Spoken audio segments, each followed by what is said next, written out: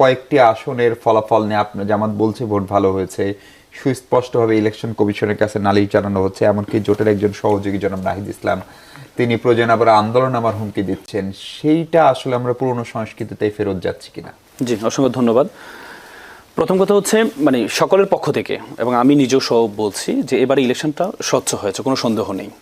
Election সুষ্ঠু হয়েছে, কিন্তু ইলেকশনের বিষয়টা নিয়ে যেখানে ফল গণনা পর্যন্ত আমরা ছিলাম, হ্যাঁ, যেখানে প্রশ্নটা সেখানে সেটি হচ্ছে গণনা এবং হচ্ছে আপনার ঘোষণার ক্ষেত্রে কিছু কিছু আসনে যেমন আছে এনসিপি থেকে একটু আগে সাংবাদিক সম্মেলন করে ওনারা কিন্তু বলেছেন, সজীব ভুঁইয়া বলেছেন 2008 সালের যে ইলেকশনটা, সেই ইলেকশনে বিএনপিকে 30টা আসন দেওয়া হয়েছে, সেখানে 32% ভোট এই বিএনপি পেয়েছিল, আর পার্থক্য ছিল মাত্র হচ্ছে 10 থেকে 12% পার্থক্য ছিল, কিন্তু আসনের ক্ষেত্রে প্রায় পার্থক্য হচ্ছে 230টা আসন আওয়ামী লীগ পেয়েছে।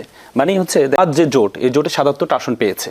কিন্তু আপনি যদি দেখেন, আমার কাছে একটা ইকুয়েশন আছে, আপনার 53টা আসনে মাত্র ভোটের পার্থক্য 2 থেকে 5,000 ভোট পার্থক্য, মাত্র এই 53টা আসনে পার্থক্য হচ্ছে 2 থেকে 5,000 ভোটের পার্থক্য।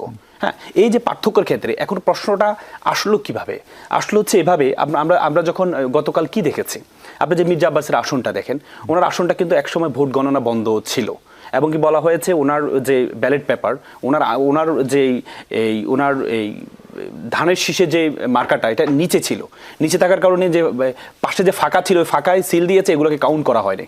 পরবর্তীতে এগুলোকে কাউন্ট করা হয়েছে, কাউন্ট করার কারণে উনি জয়লাভ করেছেন, এই থেকে জয়লাভ করেছেন। কিন্তু একইভাবে আপনি এটা যদি কাউন্টেবল হয়, আপনি যখন মামুনুল হক, আল্লামা মামুনুল হকের যে আসন, সে আসনে ওনার মার্কাটাও একবার শেষে ছিল, রিক্সা মার্কাটা একবার শেষে ছিল, এবং কি ওনার অনেকগুলো ভোট নষ্ট হয়েছে শুধুমাত্র ডান পাশে সিলটা মারার কারণে, সেক্ষেত্রে এটাকে কাউন্ট করা হয়নি। এই আপনি যখন এই দ্বিচারিতা যখন দেখেছে, তখন কিন্তু প্রশ্নটা ইলেকশন ট্রাইব্যুনাল রয়েছে, আপনি আইনজীবী, আপনি ভালো জানেন, তখন তো প্রশ্নটা এখন ব্যাপারটা হচ্ছে আমরা তো হচ্ছে এই পর্যন্ত নির্বাচন কমিশনকে আমরা এই পর্যন্ত যতগুলো দেখেছি ওনাদেরকে হুমকি ধামকি দেওয়া ছাড়া এই পর্যন্ত সমাধান হয়নি। আপনি দেখেন নির্বাচনের 2 দিন আগে বলে যে 300 গজের মধ্যে মোবাইল ব্যবহার করা যাবে না, যখনই গিয়ে একটু আন্দোলনের কথা বললো, করলো, তখনই কিন্তু ওনারা আবার এটা থেকে আবার ফেরত আসছেন। আপনি অনেকগুলো বিষয় আপনি দেখবেন নির্বাচন কমিশনের। এখন ব্যাপারটা হচ্ছে এই যে এটা তো আমাদের একটা সংস্কৃতি, আমাদের দেশের একটা সংস্কৃতি যে কোনো কিছু হলে যে আমরা আন্দোলন করব মানে এটা না যে আমরা সরকারকে মানব না, নির্বাচন মানব না, আমি আপনাকে আরেকটা প্রশ্ন করতে চাই, যেহেতু গত অংশে আমি আপনাকে পাই নাই। জামাত বরাবরই, জামাতের জোট বলে এসেছিল যে 91 মডেলের ইলেকশন, শেষ পর্যন্ত কি এটা 91 মডেল ইলেকশনই হলো? কারণ আমি নিজে জামাতের করেছিল, তারা ক্যাবিনেট ফর্ম করে পেরেছিল এবং শেষ পর্যন্ত আওয়ামী লীগের ভরাডুবি হয়েছিল। না দেখেন, আপনার 91 মডেল কোন অর্থে বলেছিলেন? আমি মনে করি না, এটা জামাতের পক্ষ থেকে বলা হয়েছে এই জন্যই, আপনি দেখেছেন এই গণঅভ্যুত্থানের পরবর্তীতে ইলেকশনগুলো, গণঅভ্যুত্থানের ইলেকশন হয়েছে 91 ইলেকশন হয়েছে, এবং 90-এর যে ডাকসুর যে ছাত্রদলের যে ভূমিধস বিজয়, সেটার কারণে পরবর্তীতে 91-তে একটা যেখানে আওয়ামী লীগ ক্যাবিনেট গঠন করে ফেলেছিল, তখন কিন্তু হচ্ছে পরবর্তী দেখা গিয়েছে ছাত্র দল হয়েছিল। পরবর্তীতে 91-এর ইলেকশনে যেখানে ক্যাবিনেট তৈরি করে ফেলেছিল আওয়ামী লীগ, পরবর্তীতে বিএনপি কিন্তু সে সংখ্যাগরিষ্ঠতা পেয়ে ক্ষমতা আসছে।